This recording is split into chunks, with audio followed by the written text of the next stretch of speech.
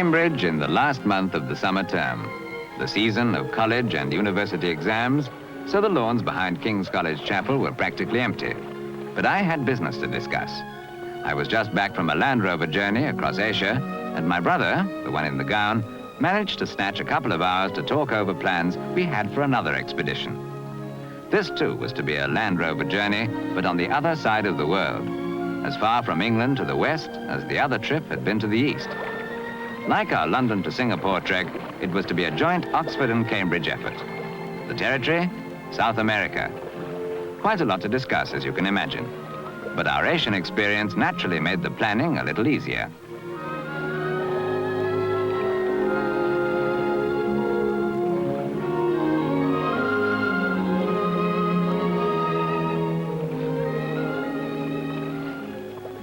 Here's the itinerary we planned, starting at the top of South America on a long circuit that would take us through the cattle lands of British Guyana, into the wild country of the Rio Branco territory, down the river system of the Amazon, and eventually right across and around the continent back to the northern coast.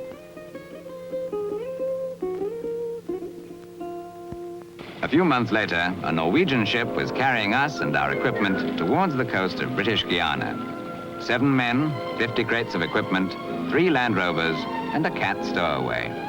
7 men with a full program ahead to make botanical collections for Kew Gardens and other bodies along the savanna jungle border north and south of the Amazon basin, to gather information for a book on the Indians of the Mato Grosso, and to collect material for newspaper articles, television films, and of course this film you're looking at. Georgetown, capital of British Guyana, was our starting point. From the moment we docked, our expedition had really begun.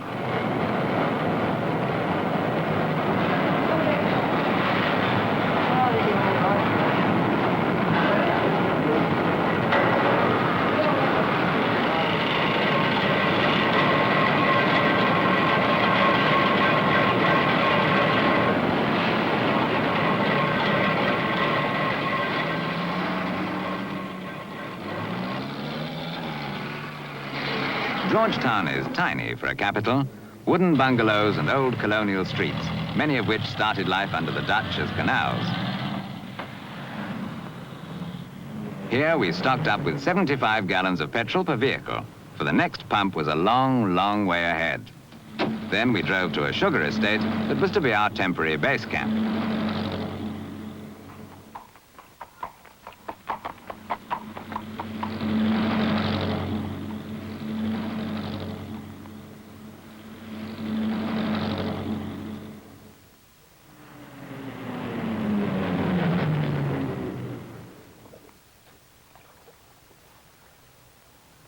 We made camp, and now, at last, we were on our own.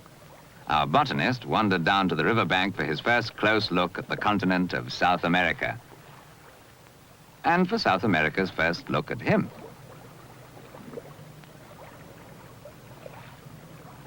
Meanwhile, I took off by air to reconnoiter our route into the interior.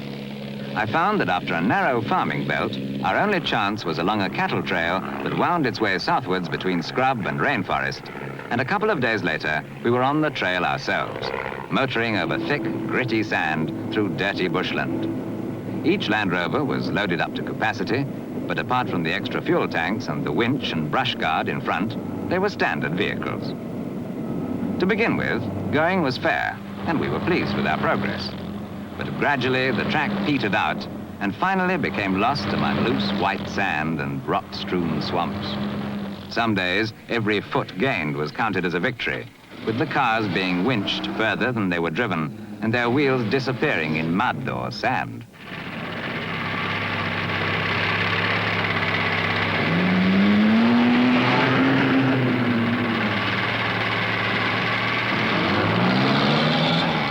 Overall, we found ourselves averaging 6 or 7 miles a day.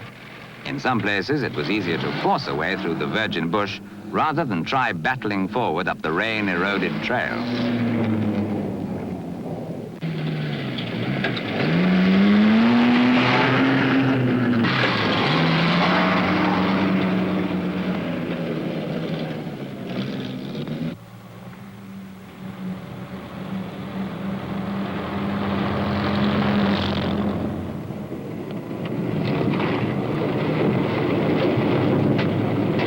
There were no people or villages to be seen, for the trail had originally been cut through uninhabited jungle to get cattle from the inland plains down to the coast. But every day or two, we would come out of the forest onto an open paddock that had been cleared and planted with grass for the cattle to feed on during their long journey. And after each paddock, back into the brush again.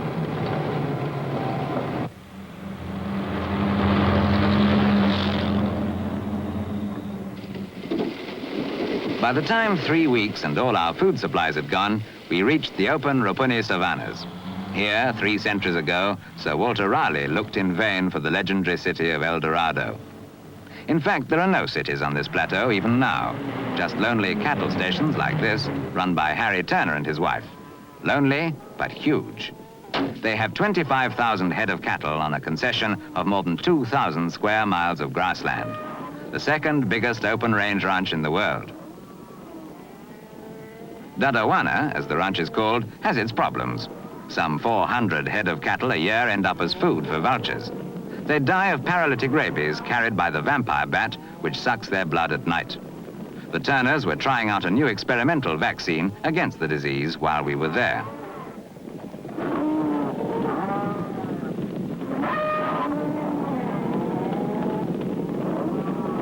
The soil is poor, and the cows can't be milked.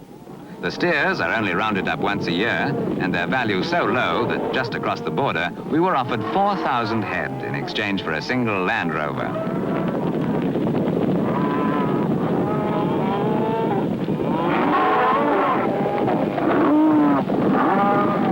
There was nothing much we could do with 4,000 head, except eat them one by one, so we decided to stick to our cars. We were soon pushing on towards the Kanaku Mountains, where we were to make our first botanical survey. The local Makushi Indians say the world's best poison for darts and arrows can be found around here, but we were just looking for a campsite.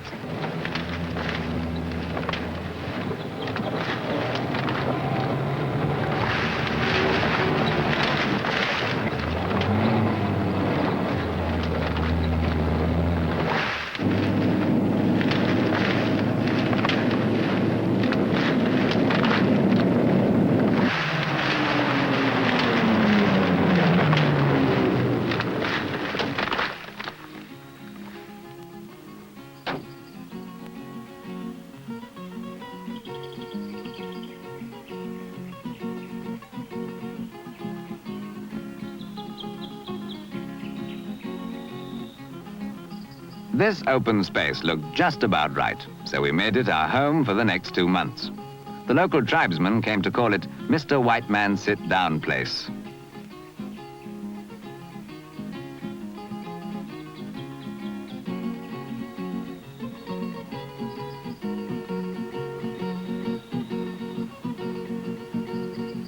Our cook had once kept a pub in England, and he woke the camp every morning by bashing a can and bellowing, "Time, gentlemen, please." Breakfast was porridge, sprinkled with ants and wood ash. Lunch and dinner, as often as not, were porridge again, with the same dressing. So we didn't linger over meals, but got them over quickly and pushed ahead with the day's work.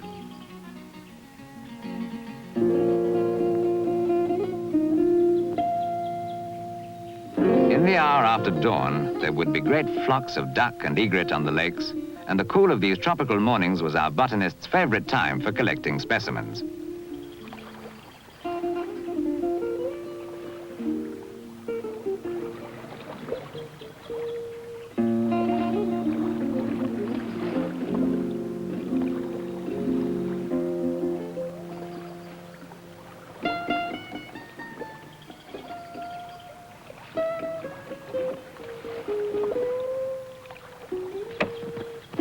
This is the muka muka plant, which has a beautiful chalice-like flower at its tip. But not everything about camp life was beautiful, and even some of the beautiful things could be annoying. Hummingbirds, for instance, make a noise rather like a man snoring while they suck at flowers. It's as irritating and effective as an alarm clock. The plants we collected were put in porous paper to preserve them for classification and research in England.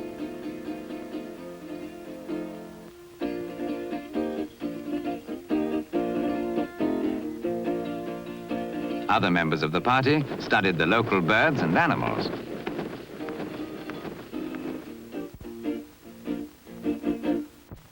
They searched for a week to find the nest of a jaraboo stork. They located one at last on an outcrop of rock, steep but climbable. The jaraboo stork is one of the biggest birds in the world, with a wingspan of 14 feet, nearly half the size of a wartime Spitfire, though fortunately not so dangerous.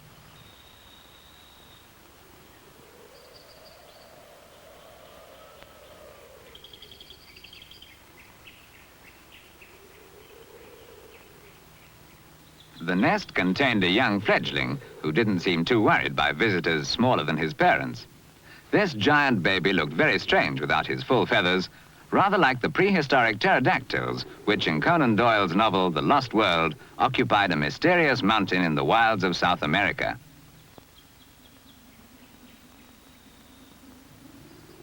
Actually, the original of this mountain was just around the corner, as distances go in these parts, and a month later, some of us were marching towards it. It is Roraima, mother of rivers, a sheer block of sandstone capped with cloud. Its cliffs are the biggest in the world, and when it was discovered less than 100 years ago, explorers said the flat summit must have been isolated since prehistoric times. That gave Conan Doyle his idea. For 20 or 30 years, it was possible to believe that strange, obsolete monsters might live on this mountainous, lost world. But in 1886, a narrow path was discovered, slanting up the cliff face. It was by this path that we made our ascent.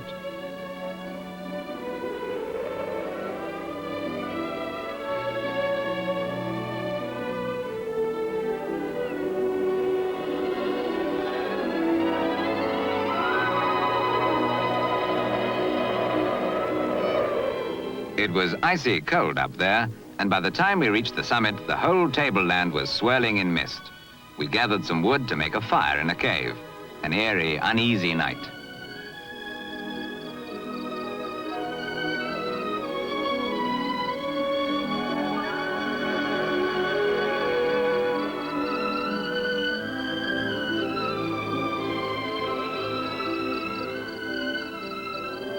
Thousands of years of wind and rain had worn the rocks into shapes rather like Conan Doyle's monsters.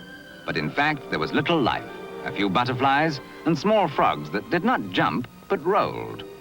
We found that most of the rain drained through a crevasse in the center of the plateau and spouted out in waterfalls lower down the cliff face.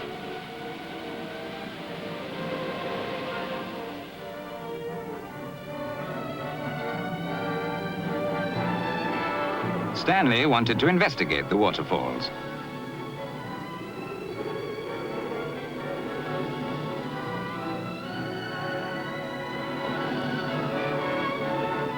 Unfortunately, as he was climbing, he slipped on a belay and fractured his foot. This was rather worrying because we were a long way from any help. When we eventually brought him out, we found his ankle swelling, and it took 10 hours of hopping and crawling to get him down to our camp in the foothills. John, the third of our party, went off for help while I stayed to look after Stanley. For days, we watched for the smoke signals in the valley that would mean John and his Indians were coming to our rescue. At last, we saw them on the day our food ran out, and they weren't very far away.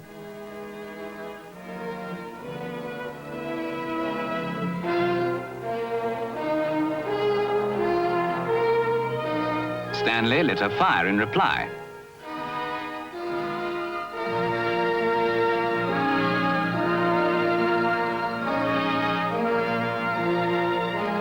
The Indians brought horses, and though it was still a week's traveling to an airstrip where a bush plane could reach us, our troubles were more or less over. A month later, we had rejoined the main party and were taking our Land-Rovers across the border of British Guyana into Brazil.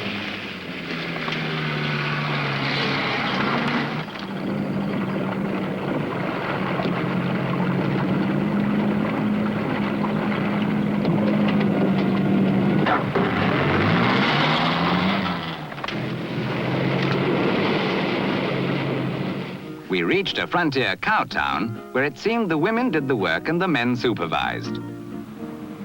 The local spirit, Kachaka, is so potent you can drink yourself unconscious for threepence.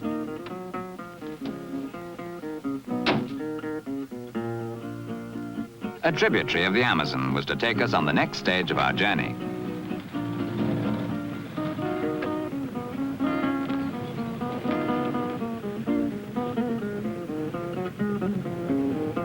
locals gathered to watch us get our equipment aboard.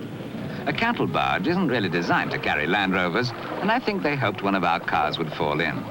There was no animosity about it. Would have just made a change from drinking Kachaka. But I'm afraid we disappointed them. The loading was successful.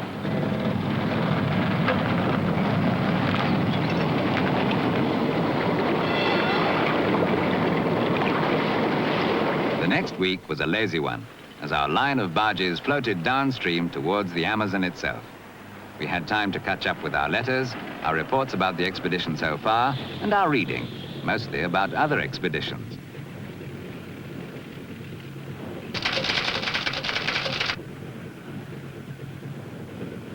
And we cleaned the cars, which had stood up remarkably well.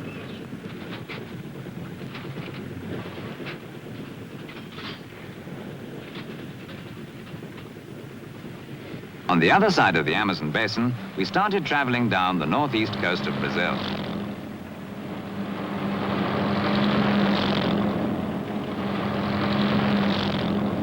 We passed construction sites where great dams and hydroelectric projects were going up as part of Brazil's development program. It should make a big difference to this part of the country, which, away from the construction sites, is an empty, arid territory, hundreds of miles of wilderness on each side of the road. But in spite of their heavy load and the very rough and bumpy surface, our Land Rovers averaged 50 miles an hour for a dozen hours a day.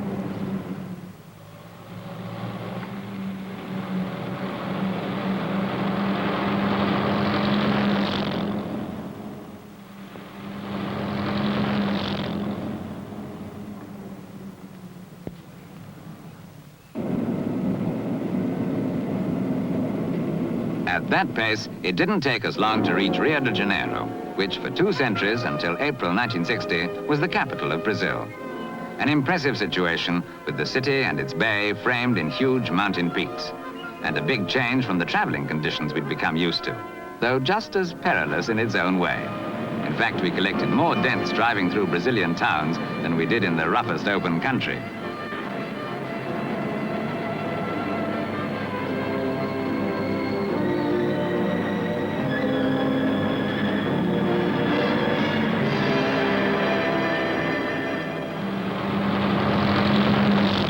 On the whole, we were happier out in the open.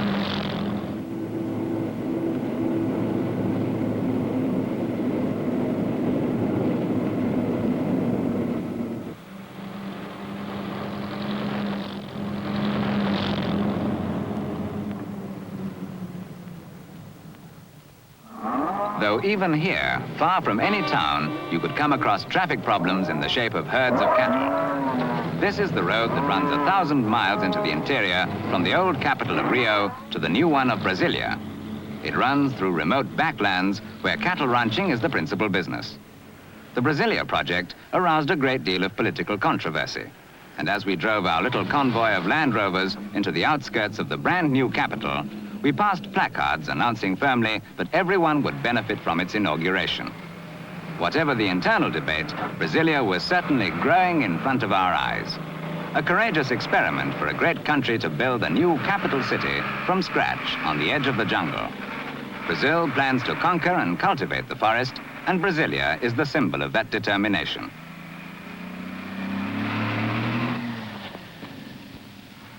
A few weeks later, we ourselves were traveling towards the heart of that forest.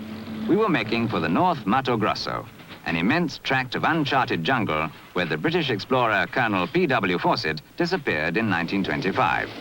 He was almost certainly killed by Indians, and some of the tribes still fight to keep the pioneers out of their land.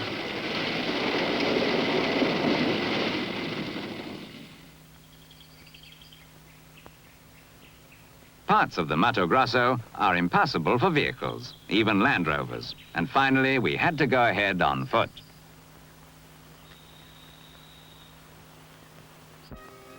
Some of the first Indians we met were Xukahami, a primitive and warlike tribe who distend their lips with 6-inch wooden discs and eat earth as a regular part of their diet. Other tribes have more conventional foods. These women and boys are carrying sugarcane to be ground in a homemade crusher, which Brazilian officers of the Indian Protection Service have shown them how to build. The Brazilians are trying to graft modern techniques gradually onto the foundations of Indian life. But there are still villages comparatively unaffected by civilization, and they suggested we should visit one of them. It belonged to a tribe of the Guyana group, which probably killed Colonel Fawcett. And their way of life is still much as it was thousands of years ago. But they must have grown used to strangers. There was no sign of hostility when we arrived.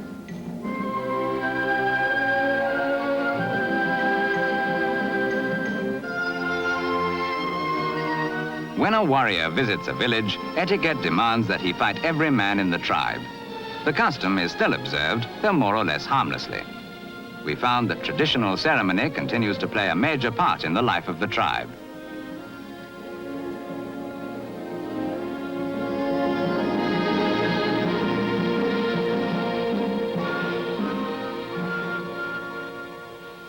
A dead chief is buried under the square of logs in the center, and this is the dance of the dead.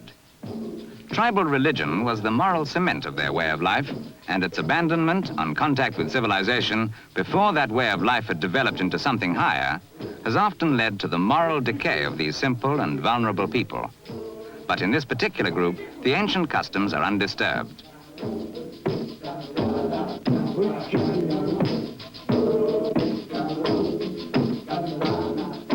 These girls, for instance, are on their way to the initiation hut, where they will remain out of sight for their year of puberty. A primitive society, but it works. And you can't transplant a tree to richer soil by simply tearing up its roots. From the Indians to the Andes. Our time was running out, and we traveled fast, right across South America and through the Atacama Desert, and then headed for the high mountain plateau where the Incas built their cities many hundreds of years ago. We had nearly finished our 36,000-mile journey through this vast and varied continent, and we had achieved a great deal more than mileage.